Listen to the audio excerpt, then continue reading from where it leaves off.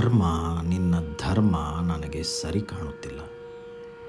ಕರ್ಮ ನಿನ್ನ ಧರ್ಮ ನನಗೆ ಸರಿ ಕಾಣುತ್ತಿಲ್ಲ.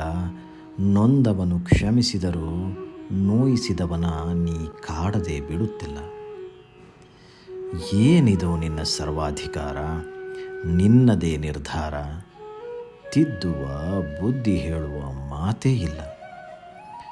ನೋವಿಗೆ ನೋವು, ಹಿಂಸೆಗೆ ಹಿಂಸೆ ನಿನ್ನ ಸಹಜ ಪ್ರಕೃತಿಯಾದರೂ ಪ್ರತೀಕಾರ, ಪ್ರಹಾರ ಮನುಕುಲದ ಮತವಲ್ಲ.